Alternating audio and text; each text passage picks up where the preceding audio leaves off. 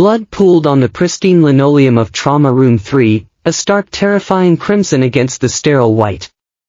The chief of surgery had already walked away, stripping off his gloves and declaring the man on the steel table a ghost. But Liam Chen heard it, a faint, stubborn flutter on the cardiac monitor that everyone else chose to ignore. He knew the man bleeding out was Phoenix's most ruthless syndicate boss. Saving him meant crossing a fatal line. He grabbed the defibrillator anyway. The relentless fluorescent lights of St. Jude Medical Center flickered with a low menacing hum. It was 2:14 a.m. on a Friday, the witching hour in downtown Phoenix, where the city's darkest secrets inevitably washed up on the emergency room floor. Liam Chen, a 23-year-old rookie trauma nurse, was barely 7 months out of nursing school. He had dark circles under his eyes, his blue scrubs stained with coffee and iodine, but his hands were remarkably steady. He was meticulously restocking the crash cart when the heavy double doors of the ambulance bay blew open. There were no sirens, no standard paramedic handoffs. Instead, 3 matte black SUVs had violently hopped the curb, screeching to a halt just inches from the glass doors. 6 men in ruined, blood-soaked designer suits stormed into the triage area. They carried a makeshift stretcher constructed from a shattered door panel. "Clear the fucking room," bellowed a mountain of a man with a shattered nose and a customized Glock 19 waving recklessly in his left hand. This was Vincent Castellano, the infamous enforcer for the Russo crime family.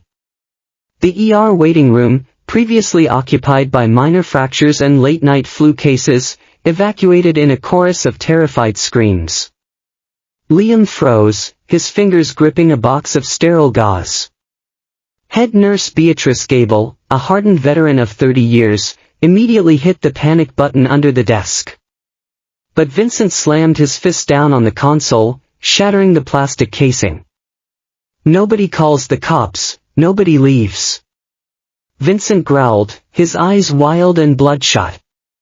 He pointed his weapon at the chief attending physician, Dr. Arthur Pendleton. "You fix him, Doc, or this hospital burns to the ground."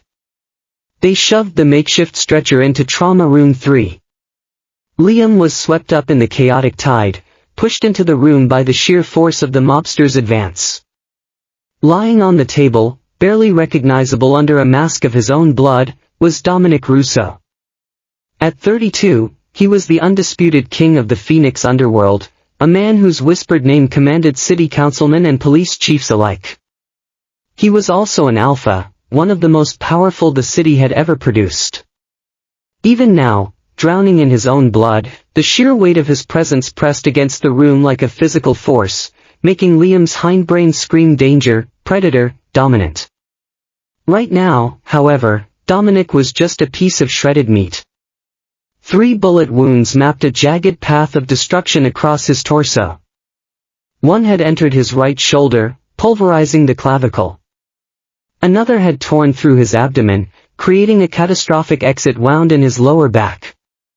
But it was the third wound, a tight, bubbling hole just millimeters from his sternum, that was rapidly pulling him into the abyss. "Move, let me see him." Dr. Pendleton barked, his initial fear overridden by decades of medical instinct. Liam jumped into action, his scissors slicing through Dominic's $3,000 bespoke jacket and silk shirt, exposing his heavily tattooed, perfectly muscled yet violently broken chest. The scent hit him then, even through the overwhelming copper of blood and the sharp sting of antiseptic, the alpha's natural pheromones clung to his skin. Cedar and smoke, wild and untamed, the unmistakable signature of a man who had never submitted to anyone. It made something primal stir in the back of Liam's consciousness, a omega instinct he had spent years learning to suppress. "Pressure is tanking, 40 over palp."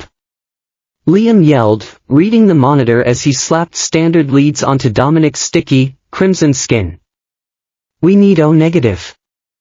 Massive transfusion protocol now. 2 large-bore IVs in his ACs." Pendleton commanded. The room became a blur of controlled panic. Liam managed to find a vein in Dominic's left arm despite the severe hypovolemic shock collapsing his circulatory system. He pushed the fluids, praying it would buy them seconds. His own scent, usually carefully masked by scent blockers and industrial-strength deodorant, was beginning to leak through, green tea and honey, nervous and sharp with adrenaline. He could only hope the alphas in the room were too distracted to notice. But Dominic Russo was drowning in his own blood. The monitor wailed a high-pitched, desperate alarm. "He's in V-fib!" Liam shouted, reaching for the paddles. "Charge to 200. Clear!" Pendleton ordered. The shock lifted Dominic's massive frame off the table. He slammed back down. The monitor registered a flat line, a solid, unforgiving tone. "Push 1 milligram of AP." Pendleton said, his voice tightening. Liam injected the adrenaline. Pendleton started chest compressions, the sickening crunch of already broken ribs echoing in the sterile room. 2 minutes passed. 4. The floor was slick with Dominic's blood. Vincent paced like a caged tiger near the doorway, muttering frantic prayers in Italian, his gun still loosely gripped. "Doctor," Beatrice warned softly, looking at the clock. It had been 12 minutes of zero cardiac output. Even if they brought him back, his brain would be mush. Dr. Pendleton stopped compressions, his chest heaving, his scrub cap stained with sweat and blood. He looked at the catastrophic damage to Dominic's chest, then over at the flat line. He knew the politics of the city. He knew saving Dominic Russo meant inviting a war into his recovery wards. But more importantly, he knew medical futility when he saw it. The man was exsanguinated. There was nothing left to pump. "Time of death," Pendleton said, his voice trembling slightly as he avoided Vincent's lethal gaze. 2:28 a.m. A deafening silence fell over Trauma Room 3. Vincent stopped pacing, his face drained of color, replaced by a terrifying hollow rage. "What did you say?" "I'm sorry," Pendleton said, backing away from the table, raising his hands. "The damage to his descending aorta, it's too massive. He bled out before he even hit the doors. He's gone." Vincent lunged, grabbing the senior doctor by the throat and slamming him against the cabinet of medical supplies. Glass shattered.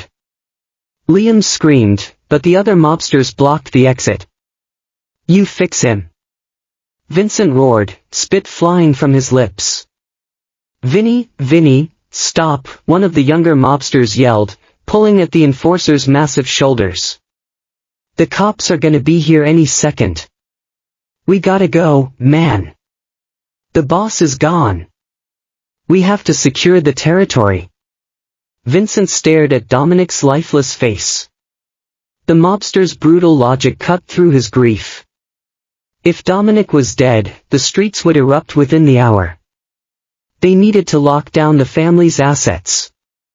He dropped Dr. Pendleton, who collapsed to the floor gasping for air.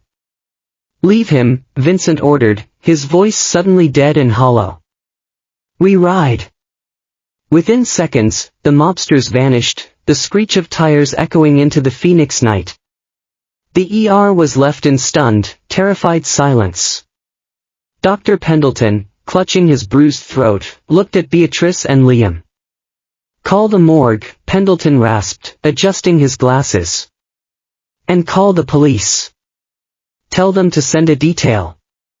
I'm going to wash my hands." He walked out. Beatrice followed to manage the chaotic waiting room. Liam was left alone with the body of the city's most dangerous man. The silence in the room was heavy, smelling of copper and antiseptic, and underneath it all, that fading cedar ant smoke scent of the alpha who had just been declared dead. Liam picked up a wet towel, intending to clean the blood off Dominic's face before the coroner arrived. It was the least he could do. Monster or not, no one deserved to die like a butchered animal on a cold steel table. He gently wiped the crimson from Dominic's jawline, revealing sharp, aristocratic features beneath the grime. He didn't look like a killer in death. He just looked incredibly tired. And devastatingly handsome, Liam's treacherous Omega hindbrain whispered, even now. As he leaned in to clean Dominic's neck, Liam froze. It was faint. So faint, he thought his own adrenaline was playing tricks on him. But there it was, a microscopic twitch in his right jugular vein. He dropped the towel and stared at the monitor. It was still a flat line. But monitors could be wrong. Leads could disconnect in a sea of blood. He pressed his bare fingers against Dominic's carotid artery. For 10 agonizing seconds, there was nothing. Then a weak, thready flutter against his fingertips. He's not dead. Liam's eyes darted to Dominic's chest. The chest wound near his sternum wasn't just a bullet hole. The tissue around his neck was violently swollen, and his trachea was deviated slightly to the left. Tension pneumothorax, Liam realized with a jolt of horror. And a pericardial tamponade. Pendleton had missed it in the chaos. The bullet hadn't shredded the aorta, it had nicked a smaller vessel and pierced the lung. Air and blood were trapped in his chest cavity, squeezing his heart so tightly it couldn't pump, mimicking cardiac arrest. If the pressure wasn't relieved, he really would be dead in less than 2 minutes. Dr. Pendleton! Liam screamed toward the hallway. Dr. Pendleton, get back here! There was no answer. The hallway was empty. The entire staff was either hiding or dealing with the police in the lobby. He looked down at Dominic. The fluttering pulse was fading. It was now or never. God forgive me, Liam whispered. He wasn't a surgeon. He wasn't legally allowed to perform invasive procedures. Doing this could strip him of his license, land him in prison, and tie him to the Mafia forever. But the oath he took was to save lives. Period. He ripped open a sterile kit and grabbed a massive 14-gauge needle, the longest one he could find. He didn't have time for anesthesia. He didn't have time for a scalpel and a chest tube. He found the second intercostal space on Dominic's right chest, wiped it with a swipe of betadine, and drove the needle deep into the muscle and pleural space.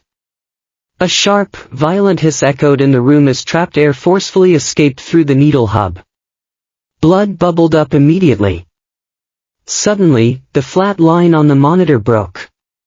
It spiked into a chaotic waveform, then settled into a rapid thumping sinus tachycardia.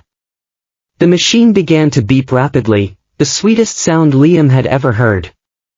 Dominic's massive chest heaved. A ragged, agonizing gasp tore from his throat. His eyes flew open. They were ice blue, devoid of warmth and utterly terrifying. Even through the fog of near death, his gaze locked onto Liam with the intensity of an apex predator. And the scent, the cedar and smoke, the wild alpha musk, flooded the room like a tidal wave, potent and overwhelming. Liam's knees nearly buckled. Dominic's large, blood-stained hand shot up, his fingers clamping around Liam's wrist with a grip that threatened to snap bone. "Shoo, it's okay," Liam said rapidly, his heart hammering against his ribs. "You were dying. I just saved your life. You need to let go so I can work." Dominic didn't speak, but his grip slowly loosened. He was fighting to stay conscious. Liam didn't stop. He grabbed a pericardiotomy kit. The tension in his lung was relieved, but the blood compressing his heart was still a massive threat. Utilizing the ultrasound machine, he guided a long needle just below Dominic's sternum, aiming for the sac around his heart. He drew back the plunger on the syringe, pulling out 50 cubic centimeters of dark, clotted blood. Instantly, Dominic's blood pressure began to climb. The color returned to his ashen lips. And the alpha scent shifted, still predatory, but threaded with something else. Curiosity.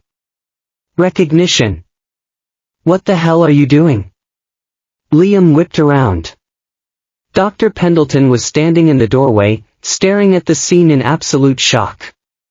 He looked from the monitor to the massive needle protruding from Dominic's chest to Liam's blood-soaked hands. He had a tension pneumothorax and a tamponade, Liam said, his voice shaking but defiant. You called it too early, doctor. He had a pulse. You performed an unauthorized surgical intervention. Pendleton yelled, stepping into the room. You're a nurse, Chen. You could have killed him. I pronounced him. He's alive. Liam shot back. Look at the monitor. We need a cardiothoracic surgeon down here immediately. He still has active internal bleeding. I am not dragging this hospital into a gang war because you decided to play God. Pendleton sneered, marching toward the table. Pull that needle out. We let him slip away. It's safer for everyone. Liam stood his ground, physically placing himself between the angry doctor and the Mafia boss. I won't let you murder him. Step aside, Chen. You're fired. As of this second. She stays right where she is. The voice was low, rough, and dripping with lethal promise. Both Liam and Pendleton froze. Standing behind the doctor was Vincent Castellano. He hadn't left the city. He had circled back, refusing to leave his boss's body behind. Now his massive frame filled the doorway, and the barrel of his Glock was pressed directly against the back of Dr. Pendleton's skull. You missed the heartbeat, Doc, Vincent whispered, his eyes locked on Liam with a mix of awe and dangerous calculation. But the little nurse didn't. Now you're gonna call your best surgeon down here. You're gonna fix my boss. And if he dies on that table, I kill everyone in this building. Pendleton swallowed hard, a bead of sweat tracing down his temple. Paging surgery, he choked out. Vincent finally lowered the gun, stepping past the trembling doctor. He approached the surgical table, looking down at Dominic, whose eyes were fluttering closed again from the pain and blood loss. Vincent looked up at Liam. What's your name, sweetheart? Liam. Liam Chen. Well, Liam Chen, Vincent said, a dark, humorless smile touching his lips. Congratulations on the promotion. You belong to the Russo family now. The next 48 hours were a masterclass in medical blackmail. St. Jude Medical Center was quietly, efficiently placed under Mafia lockdown. The entire fourth-floor VIP wing was cleared out. Heavily armed men in discreet suits sat in the waiting areas reading medical journals they didn't care about, their hands resting on concealed holsters. The official hospital record stated that Dominic Russo had succumbed to his wounds in the ER. To the police and the rival cartels, the King of Phoenix was dead. Only a select few knew the monster was sleeping in room 402. Liam hadn't left the hospital in 2 days. He was exhausted, living off black coffee and stolen packets of graham crackers. Despite Dr. Pendleton's furious protests to hospital administration, Vincent had made the arrangement extremely clear. Liam was the only person allowed to change Dominic's dressings, administer his medications, and monitor his vitals. The Mafia didn't trust the doctors. They only trusted the man who broke the rules to save his life. The exhaustion was beginning to crack Liam's professional veneer. He had slept a total of 9 hours in the past 96, curled into a stiff vinyl recliner in the corner of room 402. Every time a monitor chimed or the air conditioning kicked on, he jolted awake, his eyes darting to the door where Vincent Castellano stood like a gargoyle. But it wasn't just exhaustion that made sleep impossible. It was the scent. Even through the industrial-strength air filtration system of the hospital, Dominic's alpha pheromones saturated the room like a fog. Cedar and smoke, wild and untamed, with an undertone of something darker, gunpowder and old blood. It was the scent of danger, of absolute power, and it did something to Liam's hindbrain that he absolutely hated. Omegas were supposed to be drawn to alphas. It was biology, base instinct, the evolutionary drive to find the strongest possible mate. Liam had spent his entire adult life fighting that instinct. He wore scent blockers religiously, took suppressants to control his heats, and had never once allowed himself to be in a room alone with an alpha he didn't trust. And now he was the personal nurse to the most dangerous alpha in Phoenix. Dominic's recovery was a medical anomaly. A man with a shattered clavicle, a pierced lung, and a surgically repaired descending aorta should have been comatose on a ventilator. Instead, Dominic was propped up on 3 pillows, his jaw clenched against the agonizing pain. He refused to accept narcotics. Morphine makes you sloppy, he had growled on day 2, slapping the syringe out of Liam's hand. If they come for me, I need to feel the bullet. So Liam managed his pain with high-dose intravenous Tylenol, localized lidocaine patches, and sheer stubborn willpower. And every day, the scent in the room grew stronger. Dominic's body was healing, and as it healed, his alpha pheromones flooded back to full strength. It was day 4 when Liam entered the dim, quiet room.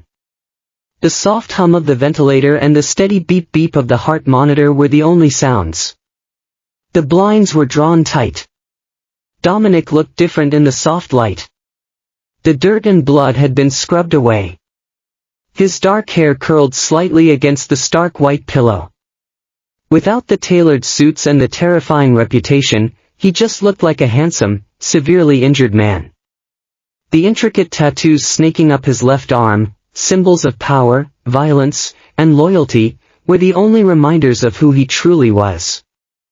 Liam checked his 4 lines, adjusting the flow of the broad-spectrum antibiotics. He moved to check his chest tube, leaning closely over him to inspect the surgical site. "You're hovering." Liam gasped, dropping the sterile tape in his hand. He stumbled backward, his heart leaping into his throat. Dominic's ice-blue eyes were open. They were clear, lucid, and entirely focused on him. The breathing tube had been removed hours ago, leaving his voice a deep, gravelly rasp. I was checking the drainage on your chest tube, Mr. Russo," Liam stammered, frantically trying to regain his professional composure. "Dominic," he corrected quietly. He tried to shift his weight and winced, a sharp intake of breath hissing through his teeth. "Don't move," Liam ordered instinctively, stepping forward and placing a firm hand on his uninjured shoulder. "You've had massive thoracic surgery. Your sternum is wired shut, and you're being held together by surgical staples and sheer stubbornness." Dominic looked down at Liam's small hand on his shoulder, then back up to his face. A flicker of amusement danced in his cold eyes. His nostrils flared almost imperceptibly, and Liam saw something shift in his expression. A flash of recognition. Of hunger. "You're the nurse from the ER. The one who stabbed me with the needle. The needle decompressed your collapsed lung. It saved your life." "I know." Dominic held his gaze. For a terrifying second, Liam felt like he was being x-rayed. He was dissecting him, his posture, his fear, his defiance. But more than that, Liam realized with a jolt of horror, Dominic was scenting him. The alpha's nostrils flared again, and his pupils dilated slightly. "He knows," Liam thought, his heart racing. "He knows I'm an Omega." It was the one piece of information Liam had kept hidden from everyone at the hospital. He had lied on his intake forms, claiming he was a beta. He used industrial-strength scent blockers and wore a suppression patch at all times. As far as the hospital administration knew, Liam Chen was just another male nurse. But Dominic was an alpha, one of the most powerful in the city. Of course he could see through the blockers. "Why did you do it?" Dominic asked, his voice low and rough. "Your boss gave up on me. My men were gone. You could have walked away, kept your hands clean." Liam swallowed hard, pulling his hand back.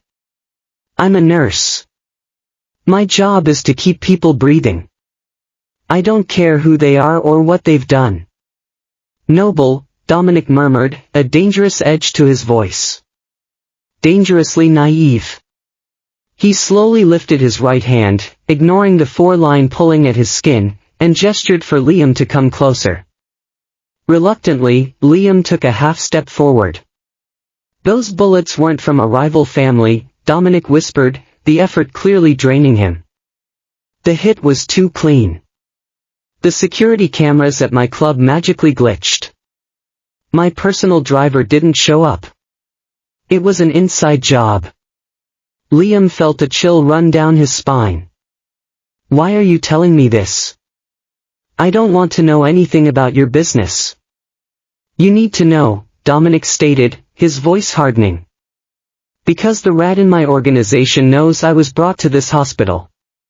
And if they find out I survived that table, they'll come here to finish the job. What? Liam whispered, horror dawning on him.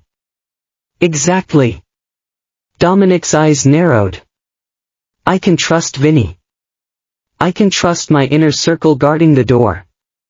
But I can't trust the staff in this hospital. Medications can be swapped. Four lines can be poisoned.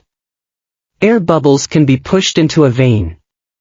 He reached out, his warm, rough fingers wrapping around Liam's wrist, not violently this time, but with iron certainty.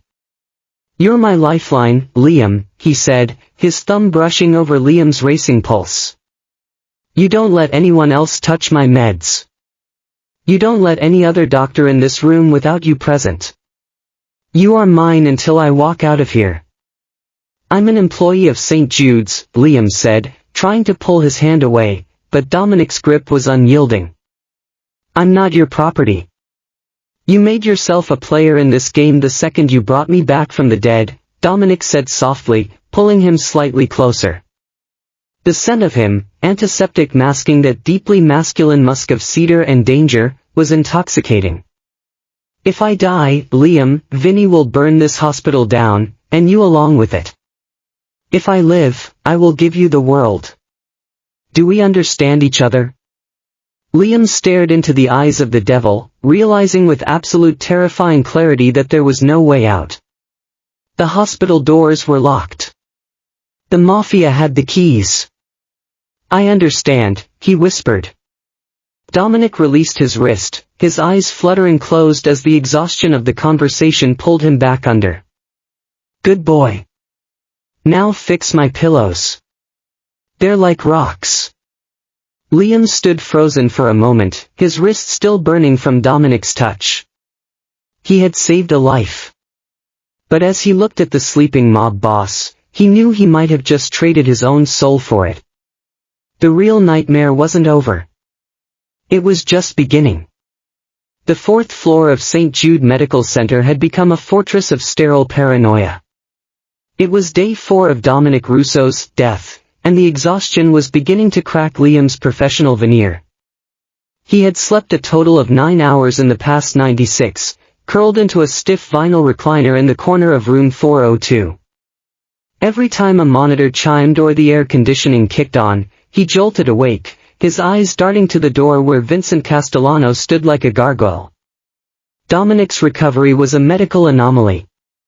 A man with a shattered clavicle, a pierced lung, and a surgically repaired descending aorta should have been comatose on a ventilator.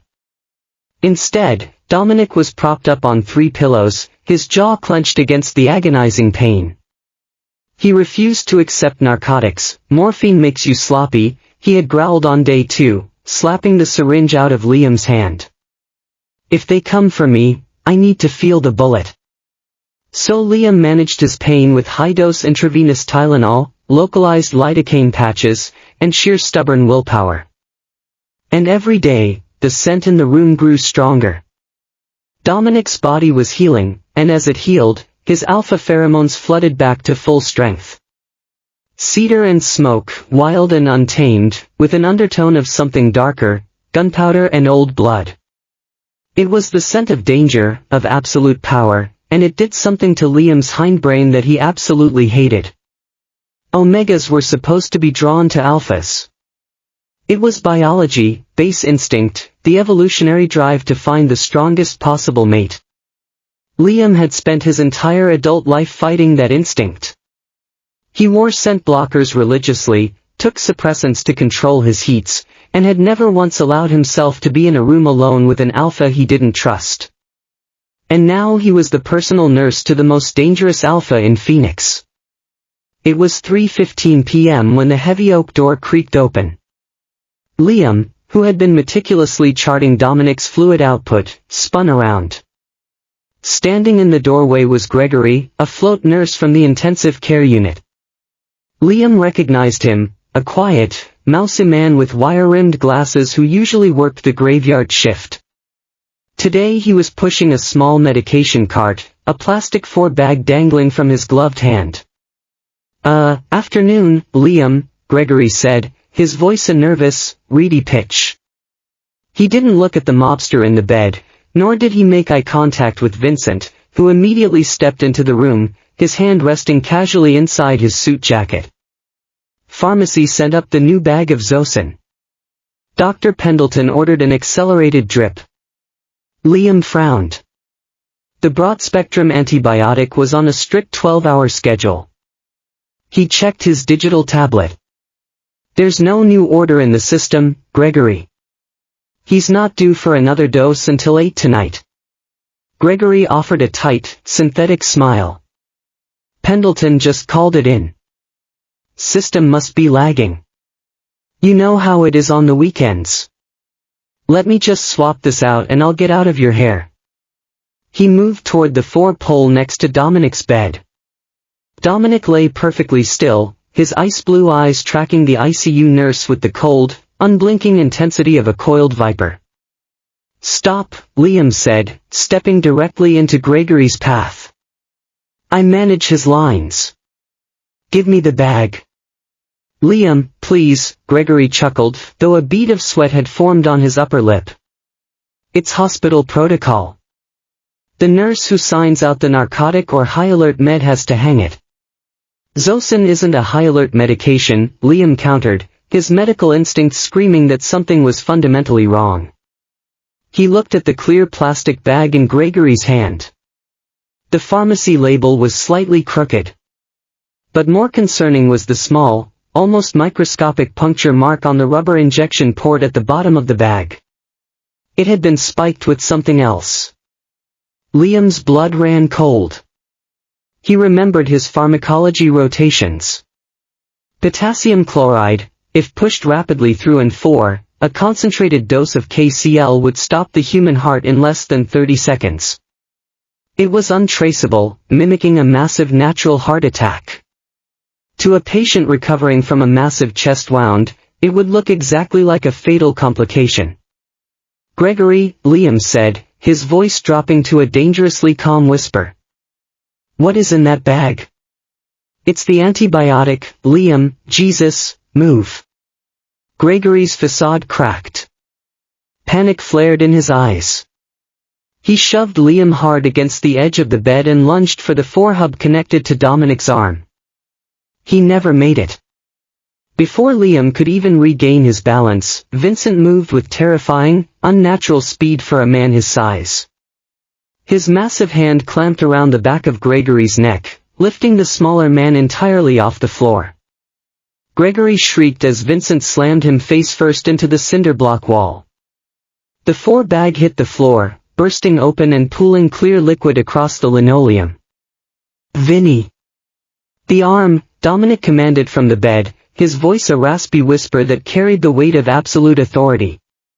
Vincent didn't hesitate. He grabbed Gregory's right arm, twisting it sharply behind the nurse's back until a sickening snap echoed through the room.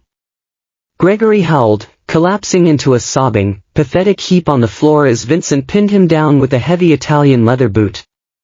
Who sent you? Vincent roared, pressing his heel into the broken limb. I don't know, I swear to God. Gregory sobbed, spitting blood onto the pristine floor. A guy in a black trench coat met me in the parking garage. He said he'd kill my wife if I didn't hang the bag. He gave me 50 grand in cash. What was in the bag? Dominic asked, looking at Liam. Liam was shaking, his hands gripping the steel bed rail to keep himself upright. I think it was potassium. It would have stopped your heart instantly. The monitor would have just shown an arrhythmia.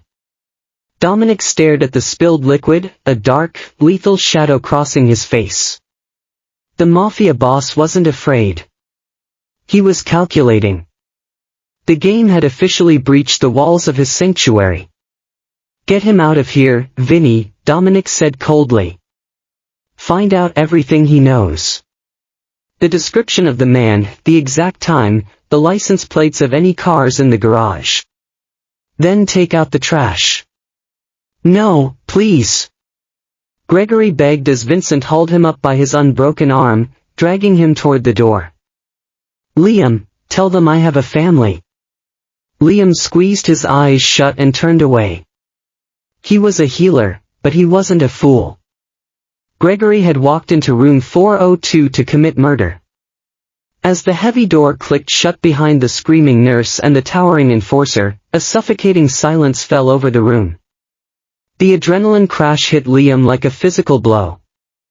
His knees buckled, and he sank onto the edge of Dominic's bed, burying his face in his trembling hands. The sterile smell of the hospital now carried the faint, metallic tang of violence. Breathe, Liam. The voice was closer than he expected. He looked up. Dominic had shifted his weight, wincing as the staples in his chest pulled taut, to reach out and wrap his large, rough hand over Liam's shaking fingers. His skin was warm, burning with the residual fever of a healing body. He was going to kill you, Liam whispered, the reality of the situation finally shattering his stoic composure. Right in front of me.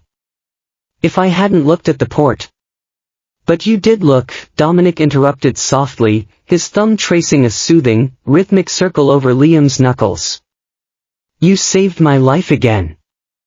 I can't keep doing this, Dominic.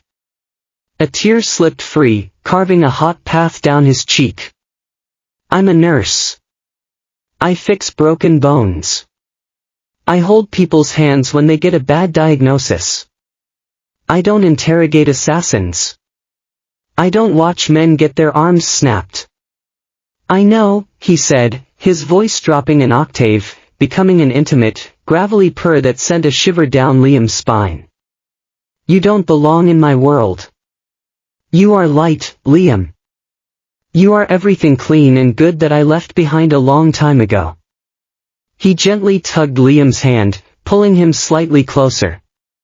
The physical magnetism between them was undeniable, a heavy, electric current that had been building since the moment he opened his eyes in Trauma Room 3.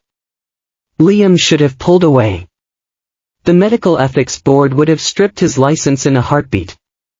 But looking into Dominic's bruised ice-blue eyes, Liam felt anchored for the first time in 4 days. Who is trying to kill you? He asked, his voice barely a breath. Dominic's jaw tightened. He let go of Liam's hand and leaned his head back against the pillows, staring at the ceiling tiles. My father built the Russo Syndicate on loyalty. Blood over everything. When he died, I took the throne. But not everyone agreed with the succession. The man in the parking garage, that hit at my club, it's not a rival family, Liam. It's a coup. Who? Lorenzo. Dominic spat the name like a curse. My cousin. My underboss. He's the only one with the clearance to pull my security detail at the club. He's the only one who could get 50 grand in untraceable cash on an hour's notice to pay off a desperate nurse. Liam felt a knot of dread twist in his stomach. If your own family is trying to kill you, who can you trust? Dominic turned his head, his gaze locking onto Liam's. The intensity in his eyes stripped away all his armor, revealing the lonely, burdened king beneath the ruthless exterior. Right now. Vincent. And you. He reached up, his fingers brushing a stray lock of hair behind Liam's ear. His touch was incredibly gentle, a stark contrast to the violence he commanded. The pad of his thumb lingered on Liam's jawline, mapping the soft skin. "I've lived my whole life surrounded by people who want my money, my power, or my head," Dominic murmured, his eyes dropping to Liam's lips. "No one has ever fought for me just to keep me breathing. No one has ever stood between me and a loaded syringe without expecting a payout." Liam's heart hammered against his ribs, entirely unrelated to the fear of assassins. "I was just doing my job." "Liar," he whispered, a faint, devastating smirk playing on his lips. "You crossed the line the moment you shoved that needle into my chest. You felt it too, Liam. The second my heart started beating again, it was tethered to yours." He leaned in, the distance between them evaporating.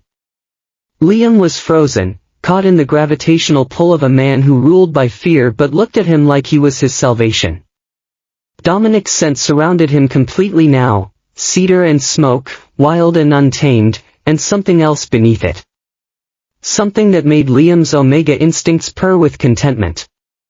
Home. Safety. Mate.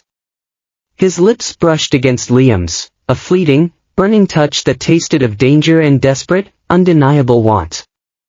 It was a promise. It was a claim. Before the kiss could deepen, the heavy oak door flew open. Vincent stormed in, his suit jacket off, his white shirt splattered with fresh, bright red droplets.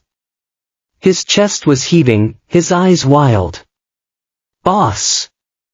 Vincent barked, ignoring the intimate proximity between Dominic and the nurse. "We have a massive problem." Dominic pulled back, the vulnerable man instantly vanishing, replaced by the lethal syndicate boss. "Report." The nurse talked before he choked on his own blood, Vincent said grimly. "Lorenzo knows you survived. He knows you're in this room. And he knows his little whitecoat assassin failed because the hospital scanners just logged Gregory running out of the emergency exit. So he sends a real hit squad."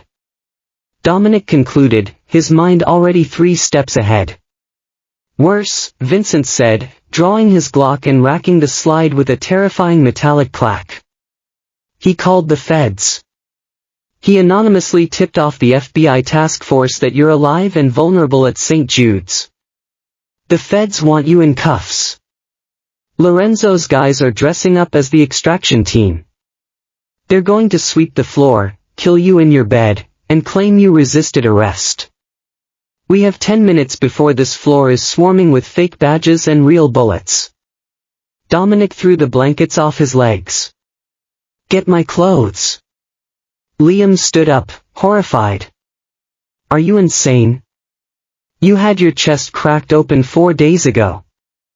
If you walk, you'll rip your internal sutures. You'll bleed out internally. If I stay, I get a bullet in my brain," Dominic said, swinging his legs over the side of the bed. He grimaced, a sharp hiss escaping his teeth as the pain ripped through his torso. He gripped the edge of the mattress, his knuckles turning white. "Liam," Dominic said, looking up at him, his eyes blazing with terrifying resolve. "I need you to unhook the monitors, pull the IVs, tape down my chest tube. We are leaving. You can't transport with a water-sealed chest drainage unit." Liam argued, his medical training clashing violently with mob survival instincts. "If the tube gets pulled or the pressure changes, your lung will collapse again, and you will suffocate on the elevator ride down." "Then fix it," Dominic growled, pulling a blood-stained button-down shirt over his massive shoulders, leaving it unbuttoned over the thick white bandages wrapping his chest. "You're the smartest person in this room, Liam. Improvise." Gunfire, muffled but unmistakable, echoed from the floor below. The stairwells had been breached. Liam's mind raced. If they stayed, everyone died. If they moved, Dominic might die. He sprinted to the supply closet across the hall, ignoring Vincent's shouted warning to stay down. He ripped open cabinets, his hands flying over medical supplies until he found what he needed, a Heimlich flutter valve. It was a small, one-way plastic valve used in military combat zones for temporary chest tube transport. He darted back into the room. Vincent was loading a spare magazine into his weapon, positioning himself by the doorframe. "Hold still," Liam ordered Dominic. He disconnected the bulky plastic drainage box from his side, quickly attaching the small blue Heimlich valve to the end of his chest tube. "This will let air escape your chest but won't let it back in. It buys you maybe an hour before fluid buildup becomes critical." "An hour is all I need," Dominic said. He tried to stand. His legs, weakened by massive blood loss and days of bed rest, buckled before he could hit the floor. Vincent was there, hauling his boss's arm over his thick shoulder. "I got you, boss. We go out through the service elevator. It goes straight down to the morgue loading dock. I have a clean car waiting." More gunfire, closer this time. The heavy glass doors of the VIP wing shattered in the distance. Men were shouting in the hallway. "Clear the rooms. Find Russo." A voice echoed down the corridor. "That's not the FBI," Vincent sneered, recognizing the heavy Phoenix accent. "That's Lorenzo's crew. They brought the heavy artillery." Dominic looked at Liam. He was backed against the wall, clutching his medical tablet to his chest like a shield, his eyes wide with terror. "Vinny," Dominic commanded, his voice strained from the effort of standing. "Grab him." "What?" Liam shrieked as Vincent's free hand clamped around his bicep, hauling him forward with the force of a freight train. "You're the only one who saw the fake nurse," Dominic said rapidly, his eyes locking onto Liam's as Vincent dragged them both toward the secondary exit door of the suite. "Lorenzo's men will execute every witness on this floor. If they find you, they will torture you to find out where I went, and then they will put a bullet in your head. I can hide. I can tell them I don't know anything." Liam protested, digging his rubber-soled nursing shoes into the linoleum. "They won't care." Dominic stated a brutal truth that froze Liam's blood. "You saved my life, Liam. I protect what's mine. You're coming with us." Vincent kicked open the suite's fire exit. They spilled into the dimly lit concrete stairwell just as the main door to room 402 was kicked off its hinges. Suppressed submachine gun fire shredded Dominic's empty hospital bed, the bullets tearing the pillows to feathers and destroying the heart monitor Liam had been watching for 4 days. "Move, move, move," Vincent hissed, practically carrying Dominic down the stairs while shoving Liam ahead of him. They descended 3 flights in agonizing, breathless speed. Liam could hear Dominic gasping, the Heimlich valve hissing violently with every forced breath. His face had gone pale, and fresh, bright blood was beginning to bloom across the front of his bandages. His internal stitches were failing. They burst through the double doors of the basement level, entering the morgue. The air was frigid, smelling of formaldehyde and ozone. Row upon row of stainless steel refrigerated drawers lined the walls. "The dock is through there," Vincent pointed to an industrial bay door at the end of the hall. He keyed his radio. "Marco, pull the SUV to the south bay now." "Vinny, wait." Dominic grunted, stumbling to a halt against a stainless steel autopsy table. He was panting heavily, his hand pressed against his chest. "I'm bleeding out again." Liam immediately rushed to his side. He ripped open his shirt. The surgical site was a mess. Blood was pooling under the transparent dressing. "Your blood pressure is crashing," Liam said frantically, feeling for his pulse. It was thready, racing at a terrifying speed. "You need a hospital, Dominic. You need a surgeon to close those arteries." Dominic looked down at him, a bloody, defiant smile crossing his face. "I don't need a hospital, sweetheart. I have you." Tires screeched outside. The heavy metal bay door began to roll upward, revealing a black, bulletproof Cadillac Escalade. Two of Vincent's loyal enforcers jumped out, aiming assault rifles back toward the stairwell to cover their escape. "Get him in the back," Vincent ordered, lifting Dominic effortlessly. Liam stood frozen in the morgue, the flashing taillights of the SUV illuminating the cold, dead space.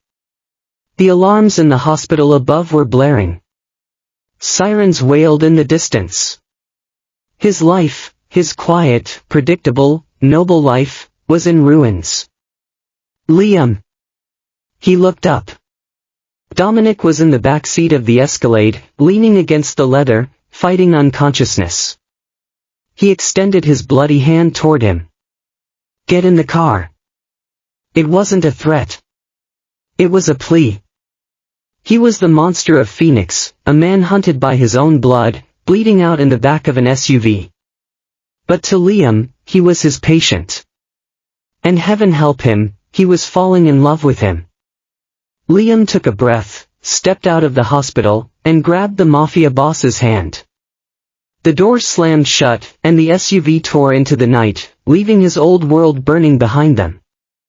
The heavily armored custom Cadillac Escalade tore through the rain-slicked subterranean tunnels of Lower Wacker Drive.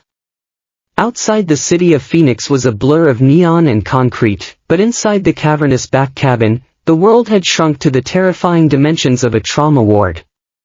The air was overwhelmingly thick with the metallic copper scent of arterial blood mixed with the expensive leather of the vehicle's interior.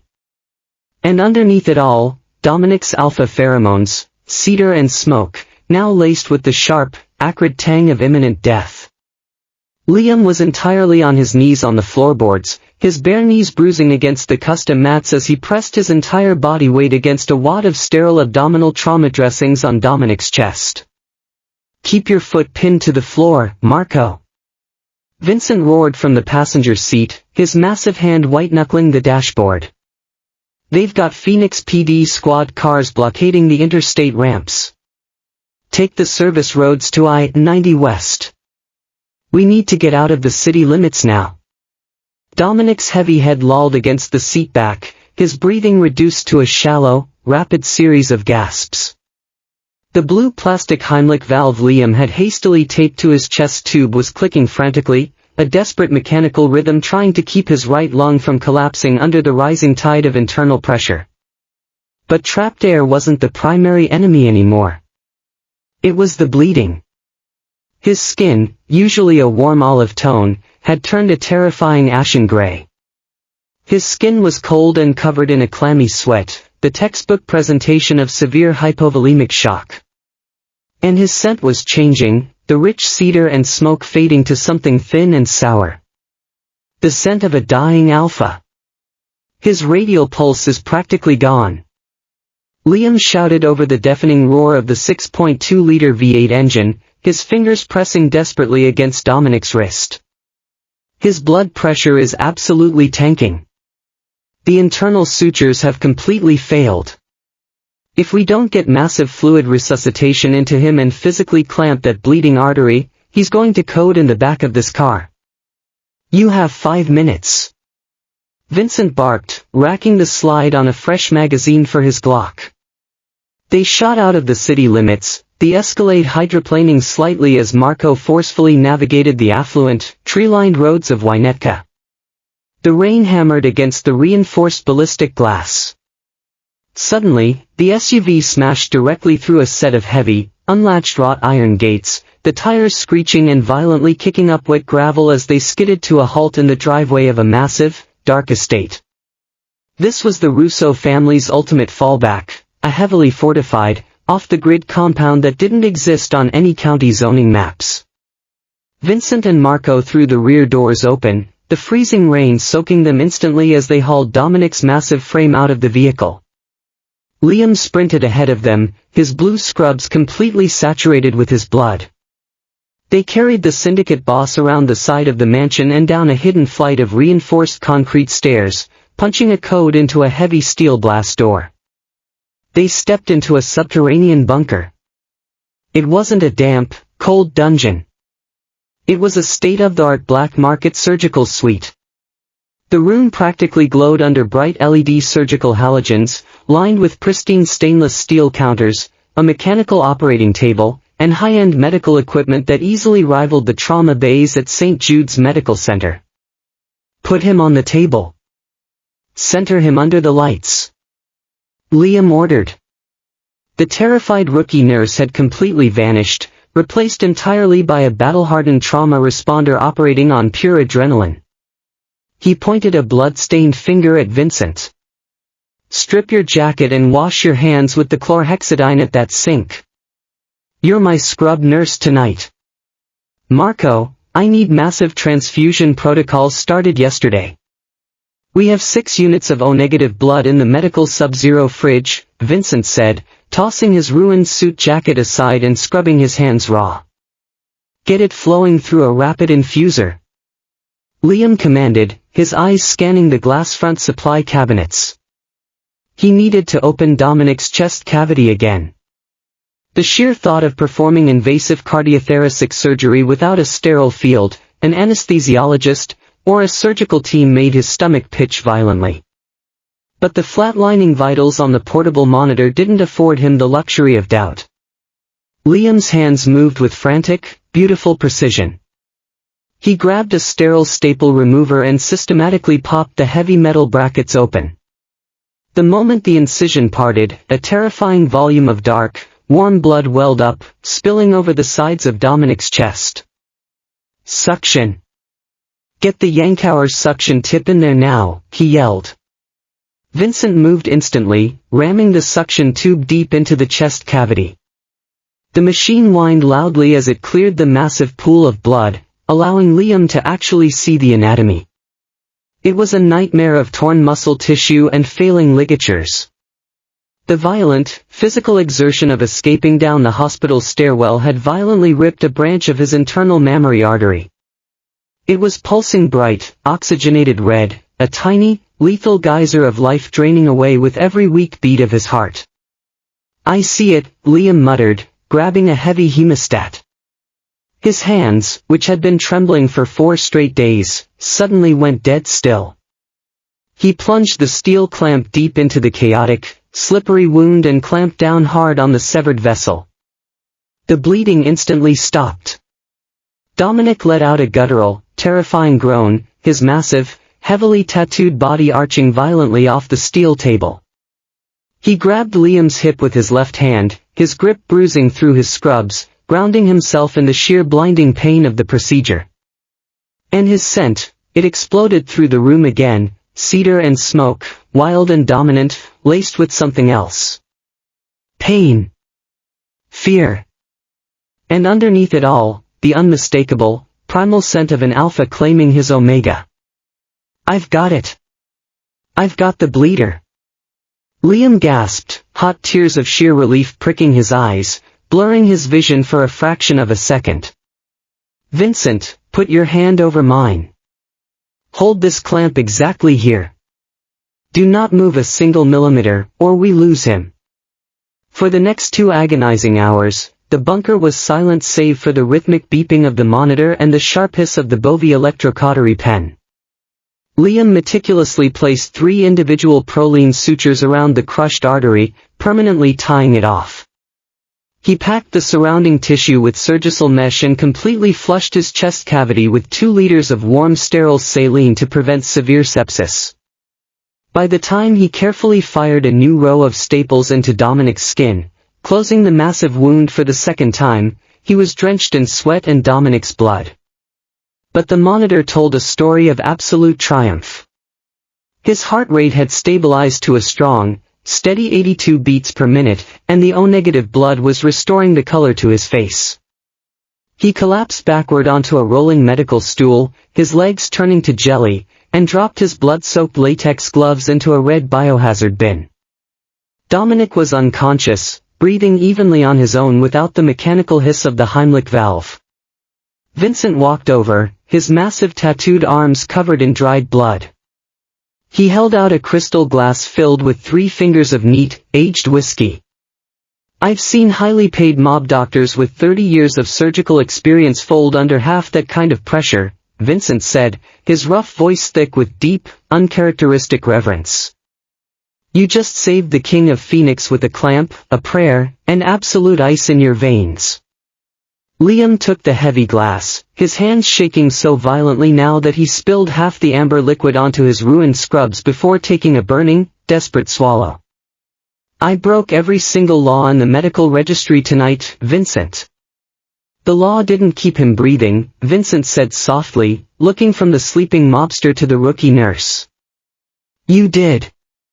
Your family now, Liam. 48 hours passed in the subterranean clinic. The storm above ground was biblical. The news networks were running endless loops about the shootout at St. Jude Medical Center and the mysterious disappearance of the deceased Russo boss's body. The FBI had raided the hospital, interrogating Dr. Arthur Pendleton and Nurse Beatrice Gable, but both knew nothing. Liam barely left Dominic's side. The boundaries between nurse and patient had completely dissolved. The fever spiked on the second night. He bathed Dominic's chest with cool water. When the nightmares of the ambush woke him, thrashing and violent, Liam was the only one who could talk him down, holding his face until the ice-blue clarity returned to his eyes. And all the while, the scent in the room grew thicker, heavier, more intimate. Dominic's alpha pheromones mixed with Liam's own, green tea and honey, the scent of a receptive omega. Even through the scent blockers, even through the suppressants, Liam's body was beginning to betray him. He could feel the heat building at the base of his spine, the familiar ache that signaled his suppressants were failing. On the morning of the third day, Dominic was sitting up on the edge of the surgical table, dressed in a clean black t-shirt and dark jeans. He looked dangerous again. The vulnerability of the hospital was gone, replaced by the calculating predator. But there was something else in his eyes when he looked at Liam. Something hungry. Something possessive.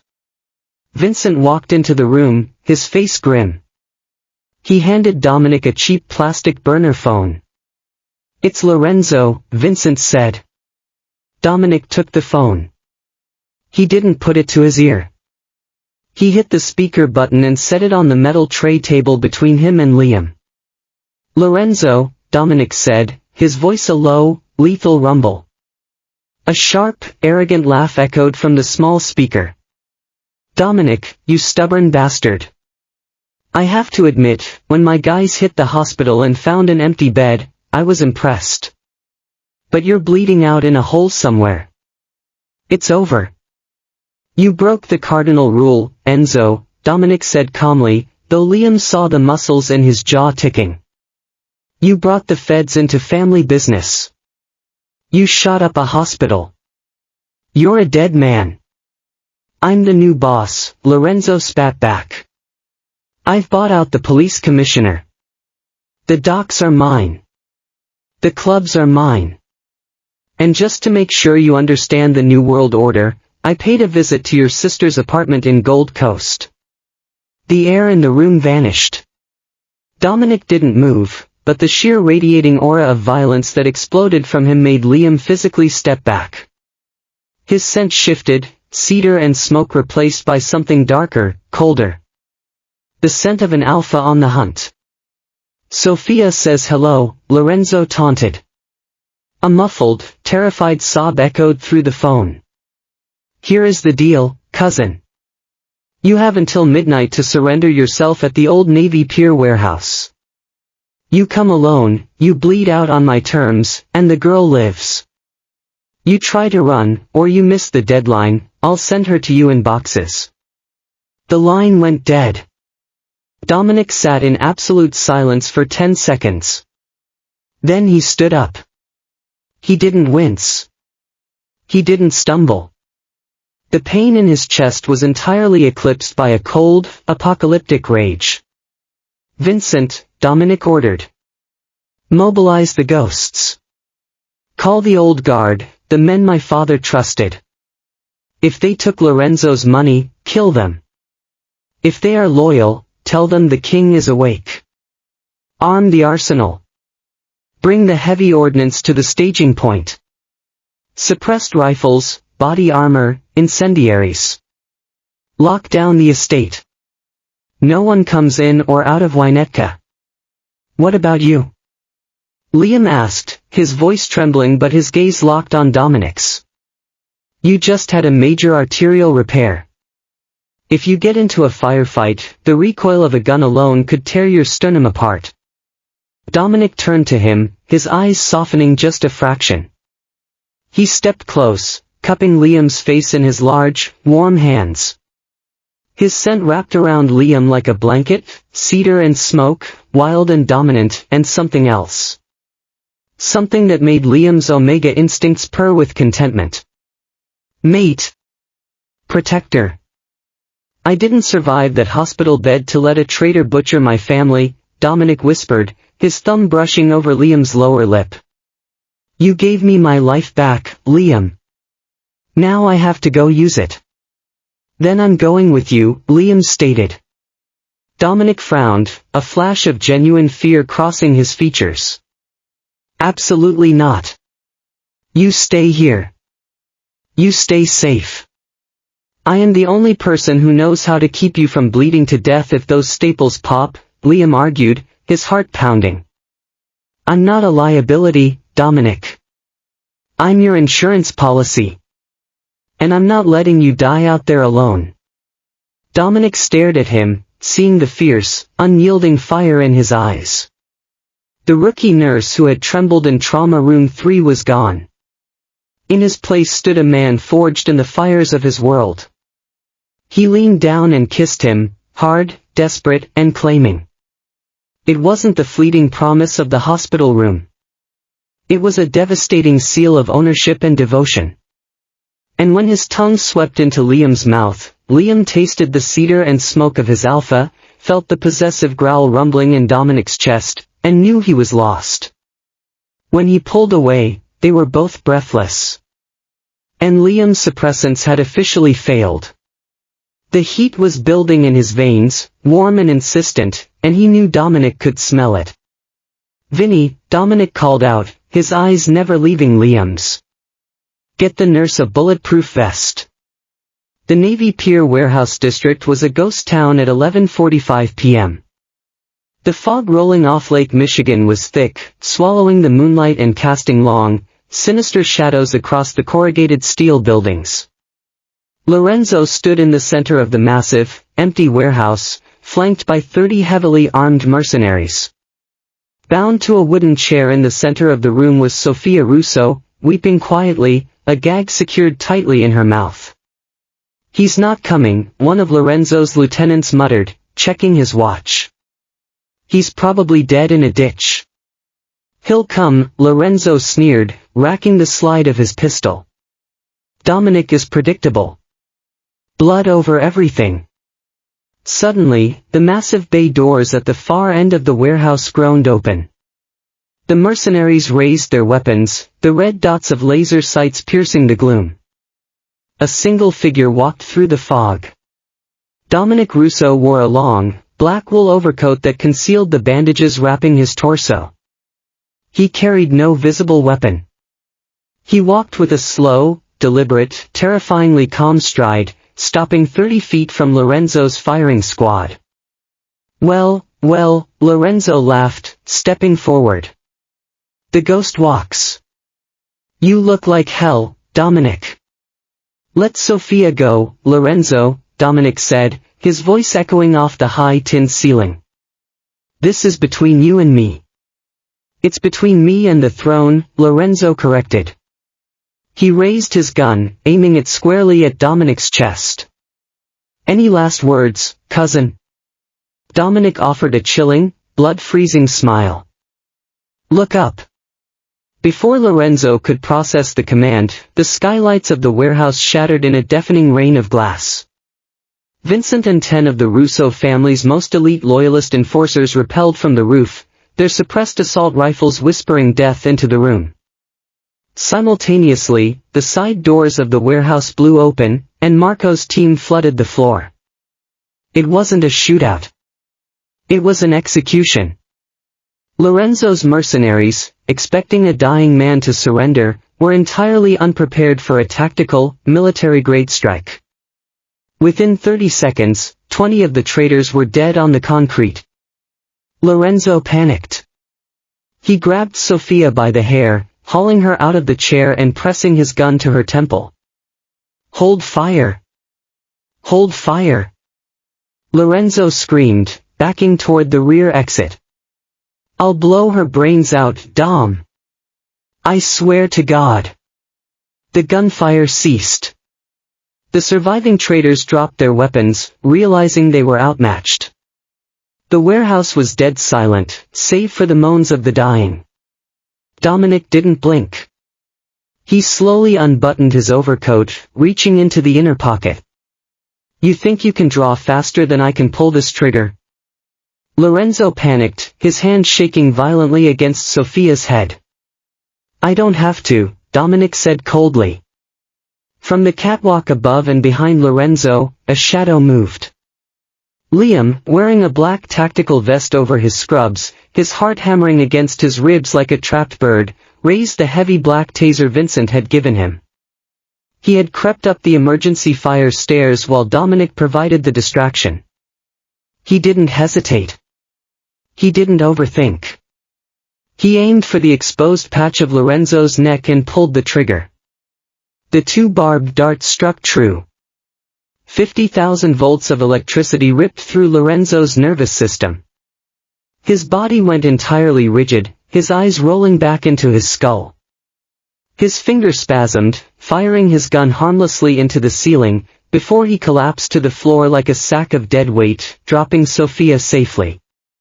Dominic moved instantly, catching his sister and pulling her into a tight, protective embrace. He kissed the top of her head, murmuring in Italian before handing her off to Vincent. He then walked over to Lorenzo's twitching body. Dominic pulled a sleek silver 1911 pistol from his waistband, looked down at the man who had torn his family apart, and fired 2 shots into his chest. The coup was over. Dominic looked up at the catwalk. Liam was standing there, staring at the gun in his hand, his chest heaving.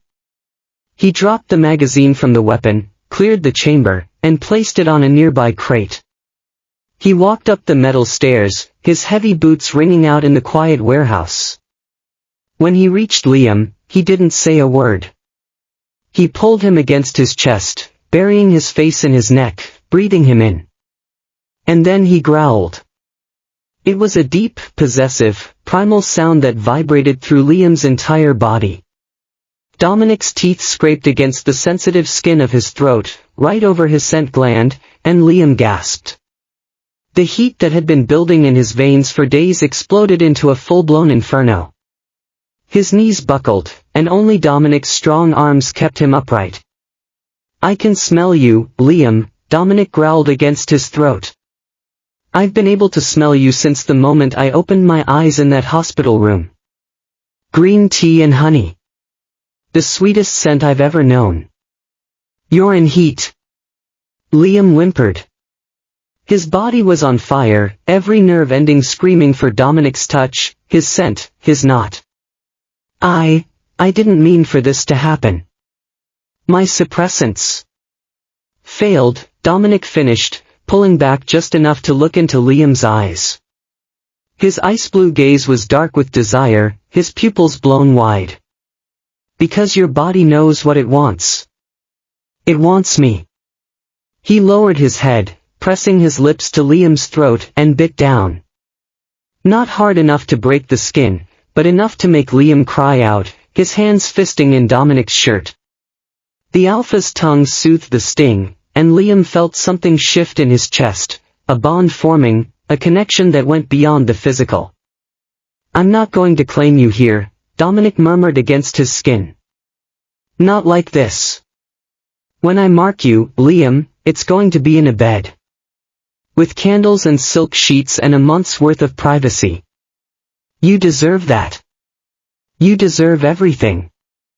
Liam laughed, a breathless, desperate sound. "You're a mafia boss who kills people for a living, and you're worried about being romantic? Dominic pulled back, a genuine smile, the first Liam had ever seen, touching his lips. For you?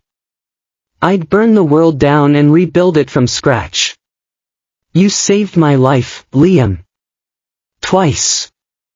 You stood between me and a loaded syringe without asking for anything in return. You held my hand when I was bleeding out in the back of an SUV and refused to let me die. You are the only good thing in my life, and I am never letting you go. He kissed him then, deep and thorough, a promise and a claim. And when he pulled away, he licked the blood from Liam's lips where he'd bitten him, his alpha instinct satisfied for now. It's over, Dominic whispered into Liam's hair. You're safe. So are you, Liam replied, his voice thick with emotion. They walked out of the warehouse together, leaving the carnage to the cleaners. Liam Chen had walked into St. Jude Medical Center as a rookie trauma nurse trying to save lives. He walked out of the Phoenix underworld as the undisputed mate of the Syndicate King, tethered forever to the Alpha whose life he had saved and whose heart he had stolen. 3 weeks later, Liam found himself in a penthouse suite overlooking the entire city of Phoenix.